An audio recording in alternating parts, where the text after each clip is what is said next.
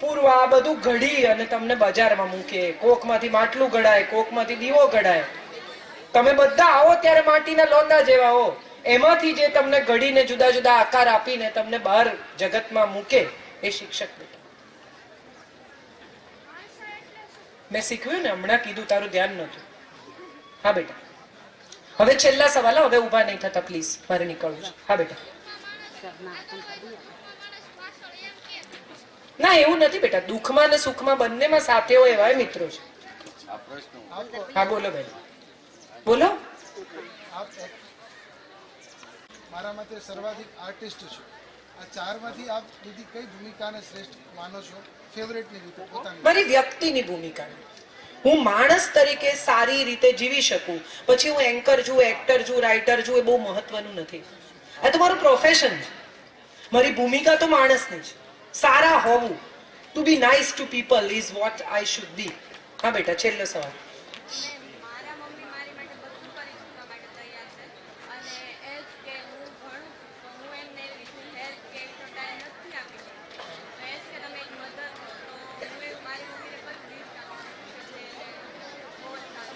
એવું કેવું બેટા તું ભણી નાખે છે તારી માને મદદ નથી કરી શકતી?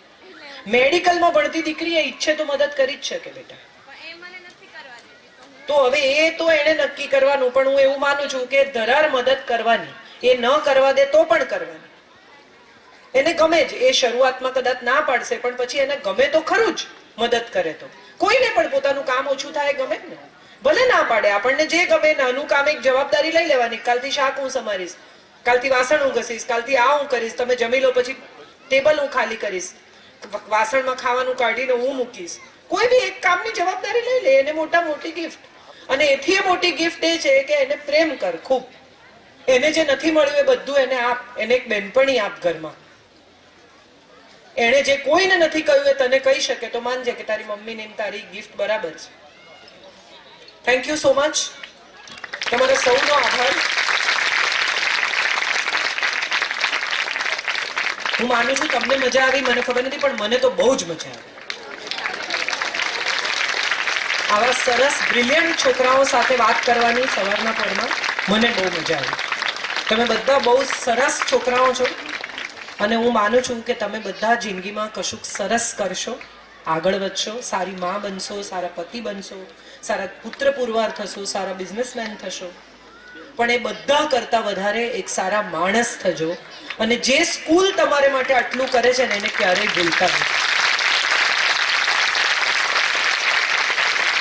કંઈ પણ બની જાઓ, શાળા સાથેનો સંબંધ તોડતા નહીં. પૈસા કમાઓ તો શાળાને મદદ કરવાનું હંમેશા યાદ રાખજો. કારણ કે તમારા પછીની પેઢીને તમે કંઈ આપી શકો તો એ છે કે તમે જે છો એ એમને બનાવી શકો, એમને વધુ એક સારી શાળા આપી શકો. Thank you so much. એ નોંધનીય. બધાએ જાણ્યું કે અહીંનો એ ગણેશ બારૈયા જે માત્ર એની હાઈટને કારણે કદાચ રહી જમે પ્રયોજ્યા, એ ખરેખર આપણા માટે પણ એક વાત કે એમણે ગણેશને ડોક્ટર બને, ગણેશ ડોક્ટર બનવો જ જોઈએ એવું સ્વપ્ન સેવ્યું. એની સાથે એમણે દેશના કેટલાય અપંગ બાળકો માટે માર્ગ ખુલ્લો કરી દીધો. તો આ જે કામ છે એ એક ભાવના છે, એ વધારે મહત્વની છે. અને બીજી વાત કે હરેક શાળાની એ જ વાત હોય છે. જેમ બેને એક પ્રશ્ન પૂછ્યો તો મને પણ કે જ્યારે માણસ આવીશું ને ત્યારે એની કોઈ જાતિની જરૂર નહીં પડે. બાકી આપણા જે વિચારસરણી છે, આપણી રીત રિવાજ છે, આપણી પરંપરાગત પદ્ધતિ છે, ત્યાં જઈએ તો વિશેષ પેલું મળશે. કેવી રીતે કરવો જોવે. આમાંથી બેઠેલા એવી કઈ માતા છે કે જેને 5 ઓપરેશન કરાવેલા હોય? આમાંથી બેઠેલા એવી કોઈ માતા હોય કે જેને 5 ઓપરેશન કરાવેલા હોય? આમાં બેઠેલા એવા કોઈ એવી માતા હોય કે જેને સવાર, બપોર અને સાંજ 30 થી 35 માણસની રસોઈ બનાવવી પડતી હોય?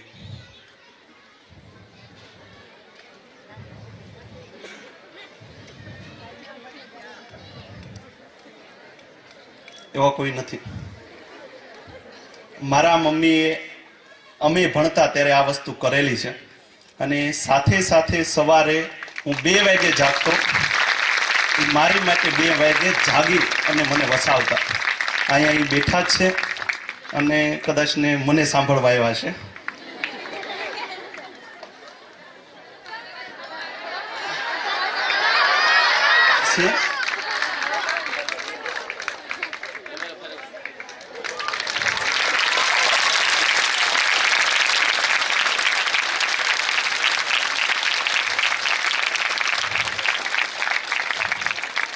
આ વાત ખોટી નથી, એને તે તમે પૂછી શકો અને અમારા ગામમાંથી તે આ વાત જાણી શકો કે ટિફિનનો ધંધો કરી અને અમને 8 ભાઈઓને, અમારું સંયુક્ત પરિવાર છે અને અમે 8 ભાઈઓને 5 બહેનો છે.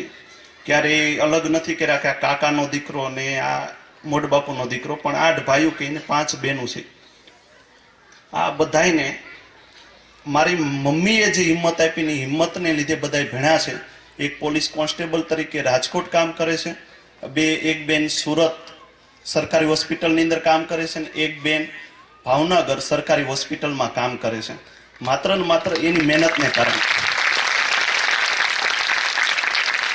અહીંયા ઘણા બધા બહેનોને જવાની ઉતાવળ હતી, ઊન રહી વચ્ચે 2 દરવાજા પાસે ઊભા રહી ગયા, એટલે બેનું જ ખોટું બોલતી એમ કે સાહેબ અમારે આવું કામ છે, બીમાર છે તો અમે શું કરીએ એમ. પછી તો બાળક પાસેથી કેવી અપેક્ષા આપણે રાખીએ કે આપણે સાચું બોલવાની આપણી હિંમત નથી. 2-3 વાલીઓ આમ નજર સટકાવીને જવાનો પ્રયત્ન કરતા કે જીવનમાં આગળ વધવું હોય તો ઊંચું મોઢું કરીને હાલતા તો શીખો.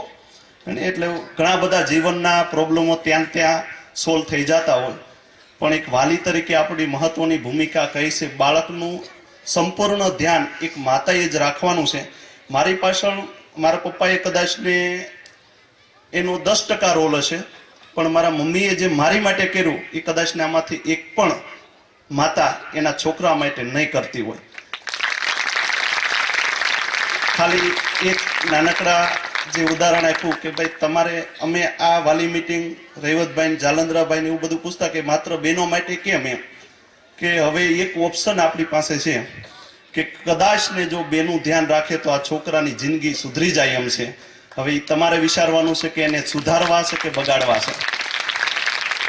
અહીંયા જે છોકરાને કામ કરતા તમે બધાએ જોયા છે, તમારે ઘરે એ છોકરાઓ કામ કરે છે કે નહીં એ તમારે વિચારી લેવાનું.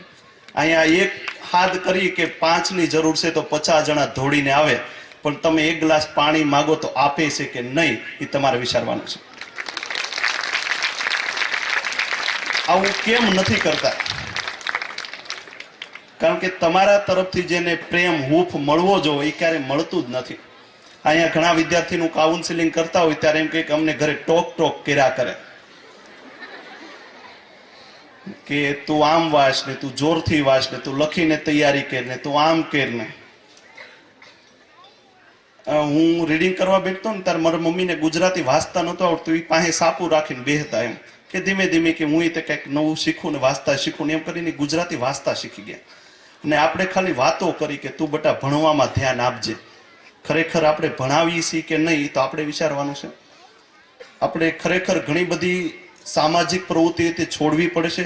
આપણી પાસે 12 અડધી કલાક બીજી વાતો કરવાનો ટાઈમ છે, પણ આપણા બાળક માટે આપણી પાસે ટાઈમ નથી. અને પછી અપેક્ષાઓ એવી રાખી કે આપણો બાળક આપણે મોટા થઈ ત્યારે આપણી સેવા કરવો જોઈએ. તો વિચારજો કે આપણે જે તે સમયે એનું ધ્યાન રાખેલું છે કે નહીં. સેવાની અપેક્ષા તો જ રખાય કે આપણે જે કરેલું હોય તો ભગવાન કુદરત આપે જ છે, પણ આપણે જે તે સમયે જે કાર્ય આપણને સોંપેલું છે આપણે જ નથી કરતા તો એનું ફળ ક્યારે મળવાનું જ નથી. ઘણા બધા વાલીઓના વિદ્યાર્થીઓના પ્રશ્ન અમારી સામે આવે છે. અમે જે અમારી ભાષાથી અમે જે રીતથી સોલ્વ કરતા હોય અમે એની સામે સમજાવીએ છીએ. સમજાવવાની તે ઘણી બધી રીત હોય, પણ મોટા ભાગે 90% માવતરના ભૂલને કારણે બાળકમાં ઘણા બધા અસંસ્કાર આવે છે. અમે સ્કૂલની અંદર 1300 બાળકોનું ઘડતર કરતી વખતે અમે જોયેલું છે. પુરુષોની તો ખબર છે કે ભાઈ એ બધા એના કામમાં બીજી હોય, એને ચૂંટણી આવતી હોય તો એની બાબત એને વાતચીત કરવાની હોય, કોને મત દેવો કોને મત ન દેવો, આપણા કયા ભાઈને કયા ગામમાં વાગ્યું એ બધી એને પંચાયત કરવાની હોય. તેમાં પોતાના છોકરા પાછળ તો ક્યારેય ટાઈમ આપી શકશે.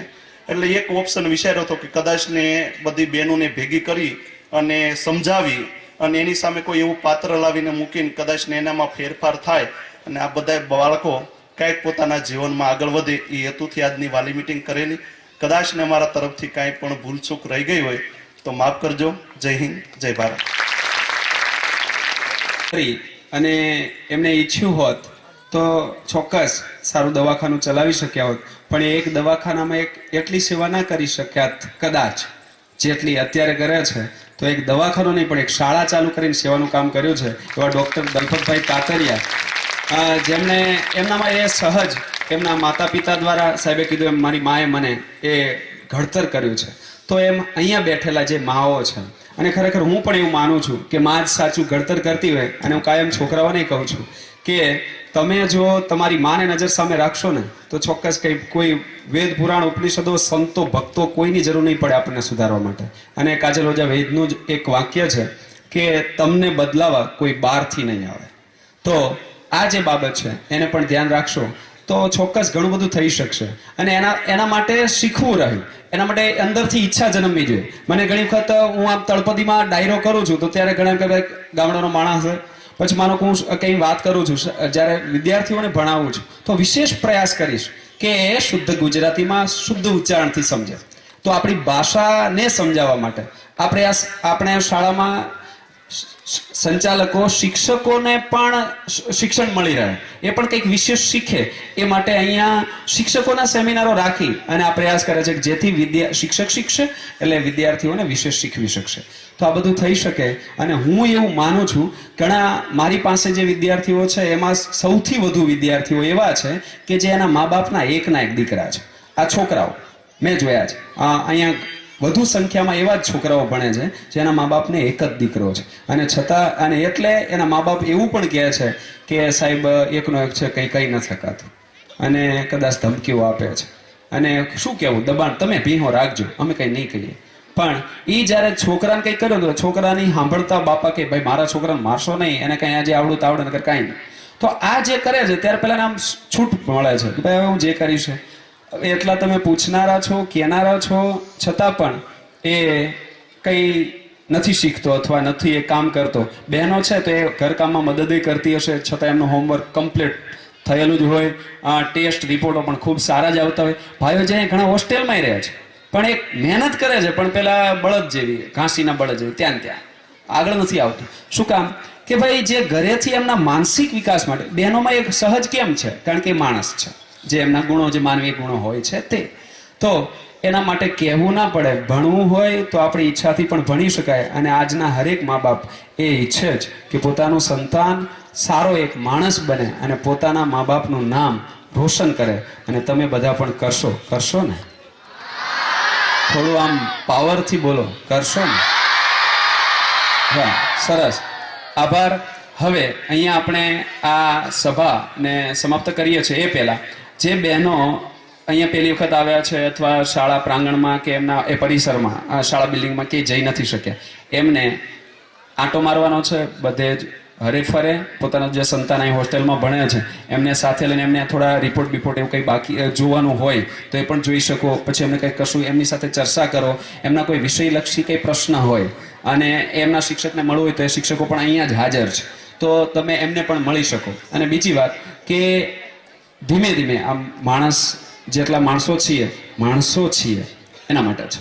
તો જેટલા માણસો છે એટલી પ્રમાણે થોડી સ્વાભાવિક છે કે નિયમિતતા અને થોડું એ બાબત જરૂરી છે, તો એમનું પણ ધ્યાન રાખીશું. અને વિદ્યાર્થી ભાઈઓને અહીંયા જ બેસવાનું છે અને જેમના વાલી આવ્યા છે એમની સાથે એમને બોલાવ્યા છે ત્યારે જવાનું છે. બાકી બહેનો ધીમે ધીમે ત્યાં સામે હોસ્ટેલ બિલ્ડિંગમાં ફ્રેશ થવાનું છે અને બાકી આંટો મારવાનો છે. જે નવા સોપાન શરૂ કર્યું છે ત્યાં પણ શાળાની જે બિલ્ડિંગ છે મુખ્ય ત્યાં પણ જઈ આવશે. અને જે વિદ્યાર્થી ભાઈઓ છે એમને અહીંયા બેસવાનું છે. છેલ્લેથી બહેનો ધીમે ધીમે જશો.